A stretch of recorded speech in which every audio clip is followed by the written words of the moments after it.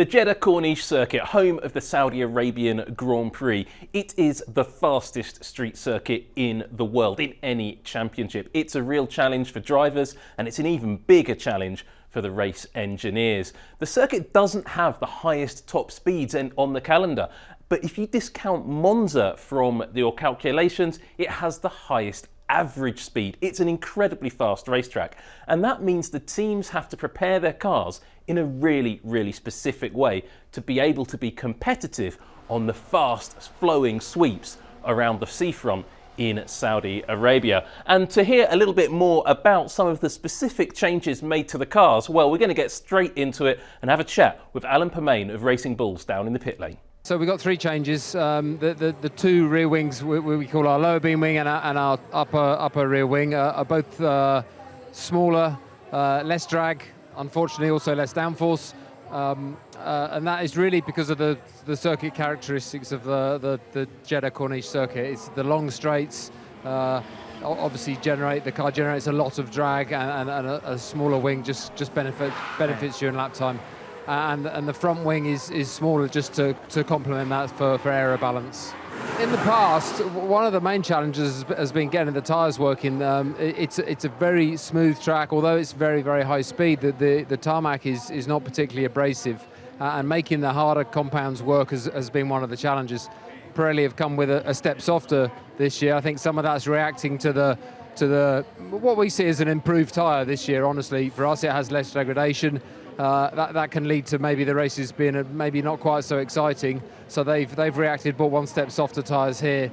That'll give us a new set of challenges and a bit of a reset, really. So we'll have to figure out I'm sure the softest one will be best for qualifying, but we just need to figure out what's the best for racing on, and that's what we'll do in Friday afternoon. Well, that's really a fascinating insight onto what you need to change on your car to be quick in Saudi Arabia. And a lot of teams still working through their aero programs in free practice, working out exactly which specification of parts to go for. And speaking of part specifications, a couple of teams have done some clever stuff. The Haas team, for example, on the FIA's official upgrades document, it says they've got a new rear wing. Except, well, it's not so much new as new to this car, because they found it in last year's parts bin and fitted it again to the rear wing on this year's car. It's last year's rear wing, it works, why change it? Save your money on aerodynamic development, save your money on the cost cap. Pretty canny and pragmatic thinking there for the Haas team. Meanwhile, other teams who are trying to work their way a bit further forward through the field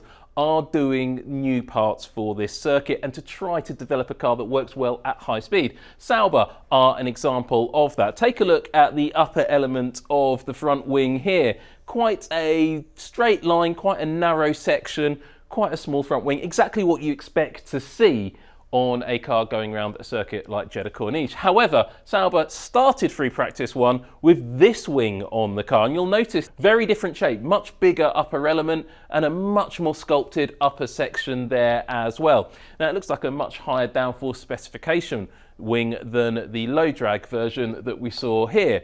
Now, the team have been splitting their aerodynamic setups between Bortoleto and Hulkenberg, notably last time out in Bahrain, where Bortoleto had a lower downforce configuration than Hulkenberg. And I do kind of wonder, was that high downforce configuration in Bahrain, at least in part, responsible for the car's ultimate disqualification from the Grand Prix, once again for a worn rear skid block? And that's something that keeps repeating. We saw Lewis Hamilton lose a race result earlier in the season for exactly the same thing, and it seems a little bit counterintuitive to me that the rear skid blocks are wearing but not the front. So it's something we're going to be taking a little bit more of a closer look at in an episode of Tech Talk to come. But for now, let's move on to another change on the cars, and this is just an example because so many teams are changing their lower rear beam wings. This is Ferrari here. They've got a twin element design, very simple, very conventional for what we've seen here. Bit of Flowvis paint left on it there for a bit of testing. Now, a number of teams have introduced new beam wings this weekend. Some have gone for a single element beam wing, others have gone for a twin, and to be honest, there's so many iterations of beam wing on display this season already. Not quite at McLaren's level, who I think had about 18 different versions last season, but there are quite a lot coming. So I think we're probably just going to have to do a whole episode of Tech Talk purely dedicated to beam wings later in the year. So keep your eyes out for that one. I think it'll be quite good fun to look at that. But we'll have to see a few more iterations coming along. There are some teams, though, with some non-circuit specific upgrades on the car, and one of them is front runners McLaren. They've introduced a new diffuser to the car this weekend, and it could be quite a crucial upgrade for the team that paint their cars in papaya paint. But to find out a little bit more about it, well, let's hear from the team themselves down in the pit lane. The floor of the car is a really important part of generating downforce on the car. There's a lot of very complex aerodynamic structures going on under there, so we're constantly looking in the wind tunnel and CFD to try and understand how can we improve those things. So for this week, we've got some relatively minor changes that we're making around the diffuser that we hope will help with that and ultimately deliver downforce around the track.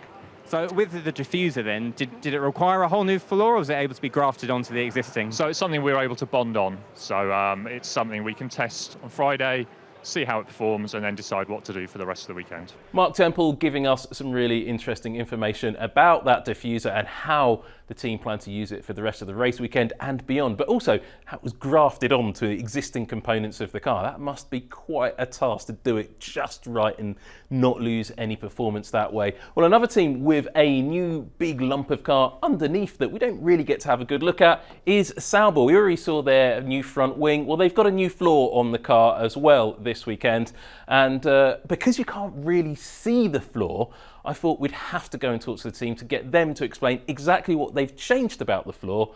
And so, back down to the pit lane. Generally, well, of course, we have evolution of the car, new regulations for this season. We're evolving the floor a lot, So as you can see, one of the things we're bringing to this race is a new bottom boat shape. It's very difficult to see from here, but if you look underneath, if you get on the car, you can see it. And then furthermore, for Jeddah is the first low downforce track we go to. So we've got a few changes to the front wing and the rear beam wing to give us less downforce, basically, or less drag, actually. With regards to the floor geometry as well, I suppose in reality, what does that actually mean? Like, has it been things that are reshaped underneath the floor? Can you just take us through that a bit more in detail? Yes, so under the floor, if you follow the profile of the gearbox, so the gearbox is right behind the engine, there's a bit on the floor that looks like a boat, and all teams call it a boat. And we basically put a patch of that boat to make it a different shape. So what that affects is the outflow of the flow through the floor and how it exits the car. And with regards to the beam wing and the rear wing, how much are they interacting with the new floor? Actually, they're separate. So the floor is a keeper for no matter which downforce level, while the beam wing is a change that is specific to reduce the level of drag. Of course, the other big challenge for a high-speed circuit, high average speed circuit that's located in a desert nation is temperature and cooling of the cars. And some of the teams have revised their cooling layouts. Red Bull Racing here that have opened up the rear section of their bodywork. This section here, much bigger than they've had so far this season, and these extra cooling elements down here, they've had them before, but they've just enlarged all of those parts. Quite a nice bit of footage here because you can just see the top of the torsion bar mounts for the rear suspension as we look up the back of the Red Bull. Teams hate it when we do that, and we love doing it, so we'll do more of that and try and show you more detail of under the bodywork of many of the cars. But I wanted to take a look at some of the details and a bit of a comparison as to what's been going on with Red Bull's cooling levels. In the opening test of the season in Bahrain, when it was cold, they ran the rear bodywork quite tight, completely closed up, no cooling louvers to be seen. However, then we got to the Australian Grand Prix. They opened up these cooling louvers on either side of the car, part blanked off. Nothing particularly unusual about that. That's what you expect to see. Then going into the Bahrain Grand Prix, another desert race, lower average speed, but still high temperatures even in the darkness. They opened up the bodywork quite significantly, and that again isn't anything particularly remarkable. But there was another team that took a slightly different approach. So Red Bull in Melbourne, part opened their louvers up, really opened them up in Bahrain. Let's go down to the Haas garage.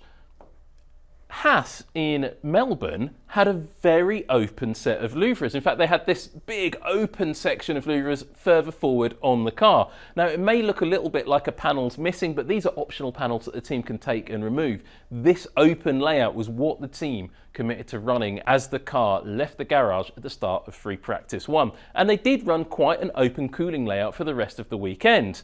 Then going into Bahrain in the desert, well, hang on. These louvres here may be slightly more open than the ones in Melbourne, but look here, the big louvre panel at the front, completely blanked off apart from those first 2 slots, which is surprising. And it wasn't just an error of photography or error of shots here. Haas actually closed up their rear bodywork going into the Bahrain Grand Prix weekend rather than opening up. Red Bull opened up their rear bodywork, which to me shows 2 different teams taking 2 very different approaches to cooling. Now, that's not a big surprise. Red Bull uses a Honda power unit, Haas uses a Ferrari power unit, and so they're quite different underneath the bodywork. So let's look at a car that uses the same power unit and pretty much the same transmission as Red Bull. Racing Bulls. Well, hang on, there's no cooling louvres on this car whatsoever, and in fact, until last weekend, there were no cooling louvres seen on the Racing Bulls at all. Now, they have this weekend opened up a very small panel of cooling louvres either side of the bodywork, and you can see that on footage of the car out on track. But compared to the Red Bull, it's barely any cooling at all. And I don't really understand how Racing Bulls, using the same power unit, the same transmission, can run their bodywork so closed up compared to Red Bull, who have to run it so opened up in the high temperatures.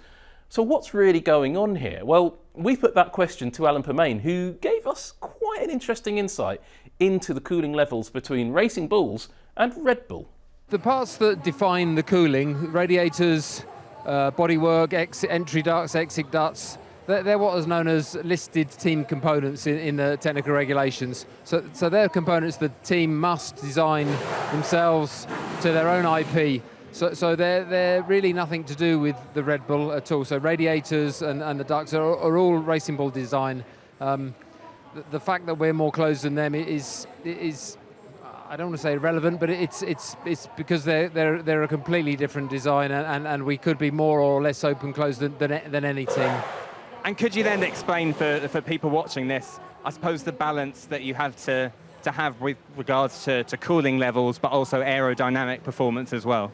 Yeah, sure. So we want to we have limits on all the underbody components, primarily the power unit, but also gearbox, hydraulics. All those systems have an upper and a lower temperature limit that we can't run above. When we open the cooling up, as we call it, run a bigger cooling level, what the effect on the car is it tends to add drag to the car. So it adds body drag to the car, aerodynamic drag, which makes the car slower. So it's a trade-off at the track. We want to run as closed as we can for performance, but of course the more closed you run, the hotter everything runs. So it's getting it on that limit. And then of course, if you rewind to the design of the car, there's a compromise, because you could put a huge radiator on the car and run the car very closed. That would make the whole car less aerodynamically efficient. So in the design stage, there's a compromise. And then when we come to running the car at the circuit, there's a compromise as well. Well, more fascinating insight into cooling at one of the hottest races. The action on track's pretty hot, the action in the pit lane even hotter. Saudi Arabian Grand Prix is a big technical challenge, as we said at the start, and well, there's a lot more technical challenges to come this season. Stay with us here on F1 TV.